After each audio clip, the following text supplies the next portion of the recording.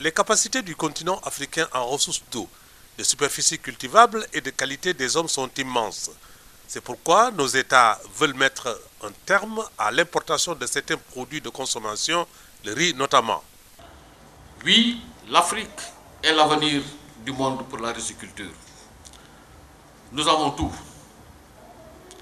Du point de vue des rendements, les rendements les plus élevés au monde se trouvent en Afrique, plus précisément en Égypte. Les rendements dans la vallée du fleuve Sénégal et à l'office du Niger sont supérieurs aux rendements que nous enregistrons.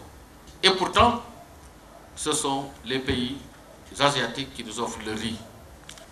L'Afrique n'utilise que 4% de ses ressources en eau renouvelable. Du point de vue des ressources en terre, rien que pour la riziculture de bas-fond, en Afrique au sud du Sahara, nous disposons du moins de plus de 130 millions d'hectares et nous n'utilisons que 3,9 millions d'hectares. Donc nous devons collectivement refuser que l'Afrique continue à importer du riz. Dans le cadre du mieux d'État et le moins d'État, l'État du Sénégal n'est ni producteur ni commerçant, mais son désengagement de tous les secteurs marchands et sa mission d'accompagnement doivent être suivis par les partenaires et les acteurs. Africa Rice répond par un centre de formation et d'incubation pour la chaîne de valeur riz.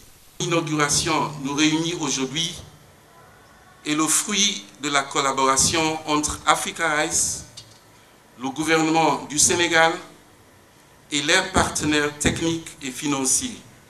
Et si le Sénégal veut devenir autosuffisant en riz en 2016, il faudrait bien renforcer les capacités, et ceci à tous les niveaux.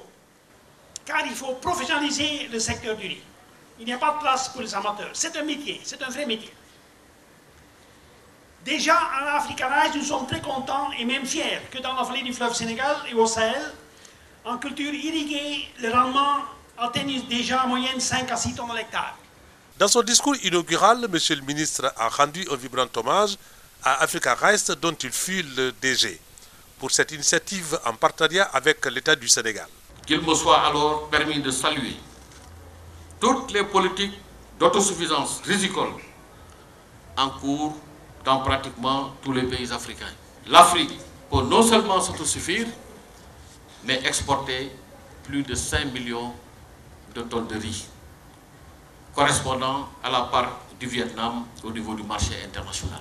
Les simulations qui ont été réalisées par Africa Rice démontrent à suffisance qu'en augmentant les superficies emblavées de 15% et en utilisant les paquets technologiques disponibles, l'Afrique peut non seulement s'autosuffire, mais exporter plus de 5 millions de tonnes de riz.